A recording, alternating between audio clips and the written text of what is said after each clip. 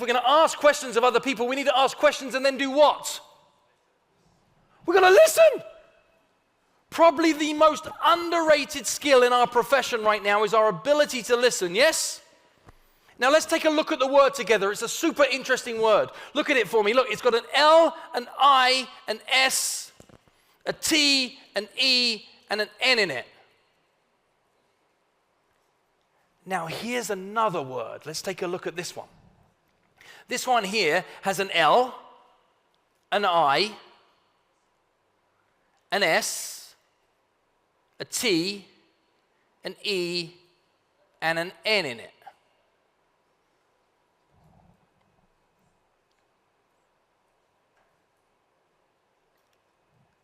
Coincidence?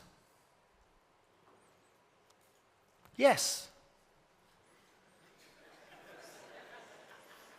Just makes a heck of a point, right? Just makes a heck of a point. I wonder how many of you in this room have lost or delayed a transaction from being overbearing, speaking too much, not allowing somebody else to finish their side of the story. That for fear of being salesy, we've become sales prevention officers. I promise you today a superpower is to shut up. I promise you that many of your clients, if you give them space that's big enough, they will talk themselves into choosing you. They'll talk themselves into now. But don't be afraid of silence being your friend. Don't be afraid of showing up in environments and allowing people to tell you one more layer, one more layer, one more layer. Has anybody in this room seen the movie Shrek?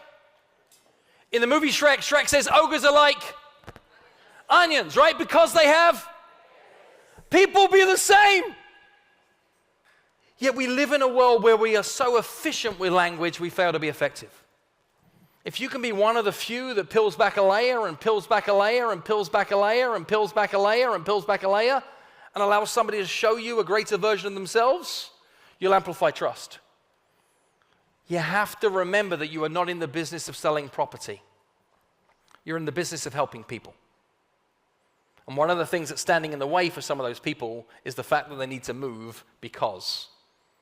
Help the people realize their because and move the obstacle that's the property transaction and get them to where they want to be. You'll change the state of the relationship and they'll understand why you as opposed to all the other people. This is less about fees, less about the my dad's better than your dad story that your competitors are telling, and more about the realization that we're in the business of helping people.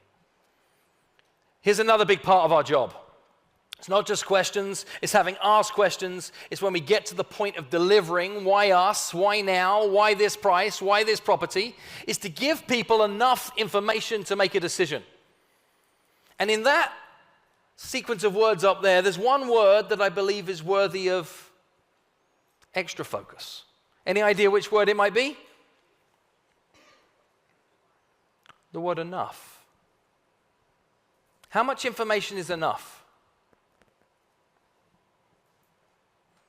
The answer is it depends, right? Perhaps put best by a huge mentor in my life, my late Nan, my grandma. My Nan once said to me, she said, Phil, if everybody thought in the exact same way, then wouldn't the whole world like to marry your granddad? We all need information dressed in different ways in order for it to be able to make sense. But in this business, one thing we have to get remarkably good at is articulating our value, particularly when it comes down to price and fees, correct? If I have the word price written in my right hand, have the word value written in my left hand, and price comes out ahead of value, which one looks bigger? But if I can get the value out ahead of the price, which one looks bigger right now? Who in this room has spent more money on something than they thought they would? Somewhere like most of us, and we think budgets are real. Just depends on how good the story is that goes alongside it. Let me see if I can prove this for a second. I want to pick on a volunteer. Anybody on this table right here got a pen that I can borrow? Anybody got a pen? Hey, you can bring it up for me for a second. Just bring me that pen and stand up here in front of me. This is your pen? Your name, sir, is? Tim. This is Tim's pen. If Tim's pen is just chucked on a table, a car boot sale, a garage sale, a yard sale, how much is the pen? What do you think, people? How much? Free. Like nobody even wants to pay for your pen, Tim. They don't think much of this at all. Now what I'm going to do is going to take Tim's pen. It's the exact same pen, only this time I'm going to place it upright in a stand. It's an acrylic stand, and there are 12 identical pens alongside this, Tim.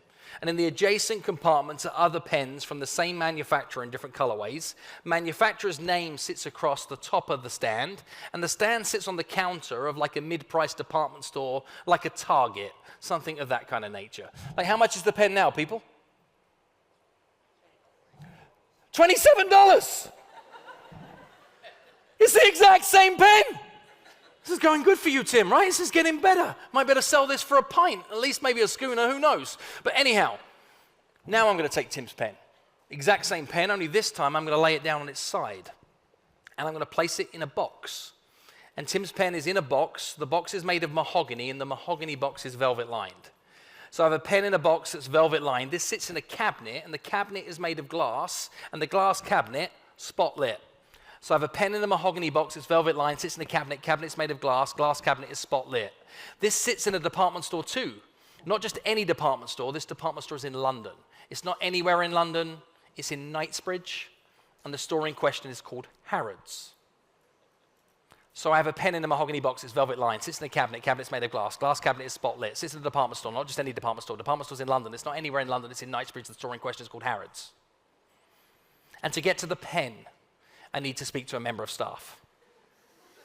Member of staff is wearing a black tuxedo, has white gloves on, and his name is Pierre. How much is the pen? How much? 200. Woo! It's the same pen. What is the difference in those scenarios? What is the difference in those scenarios? What is the difference? See all the things you're thinking, all the things that you're muttering right now, they're all true. The thing's never worth the money. It's the things that go with your thing that make it worth the money.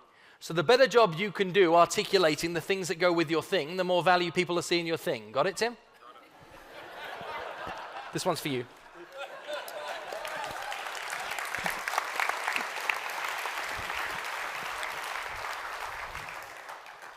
What does that mean to you? It means get clear on how you can package your value. I know that was somewhat of a joke, but is there truth in that joke of the work that you could do ahead of time to be able to articulate the differences between the people that are the same as you?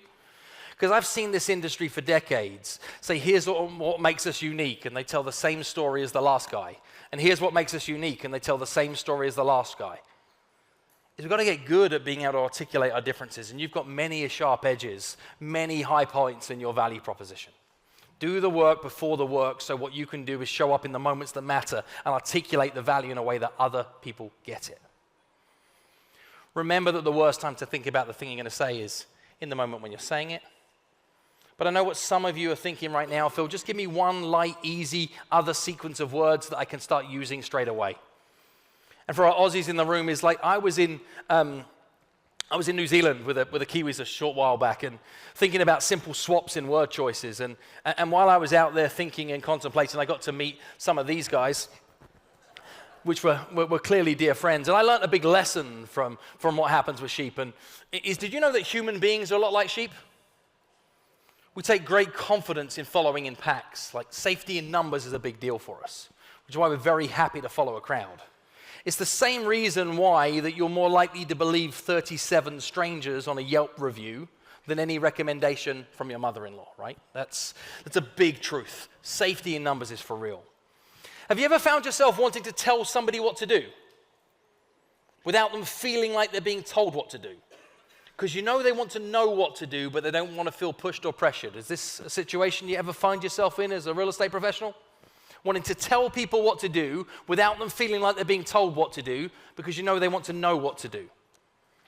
So what we do is we find ourselves knowing that we're going to be in that puzzle and then borrowing the fact that we know that human beings are a lot like sheep. We stick those two things together, and next time you want to tell somebody what to do without them feeling like they're being told what to do, simply share with them, here is what most people would do in your circumstances. And when you say to somebody, here's what most people would do in your circumstance, little voice kicks up in the head and says, aha, I'm most people.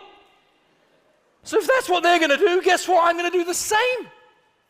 And I know what about 11 of you in this room are thinking here right now. About 11 of you in this room are thinking, there is no way on earth that would work for me. I know that. So you know what I say to all you folks, all 11 of you? I say, please don't be like most people. You're welcome. You can use those words to split any audience, but I know this audience at this moment in time, given all that I've rained on you, are thinking, like, what should I remember? Let's make it really simple. 4 things. 1 is remember the worst time to think about the thing you're going to say is in the moment you're saying it. 2 is to never forget that curiosity is the fuel for great conversation, not certainty, curiosity. 3 is to remember that people do things for their reasons, not yours. Make it about them, not you. And 4th and finally is that the person who's asking the questions is in control of the conversation.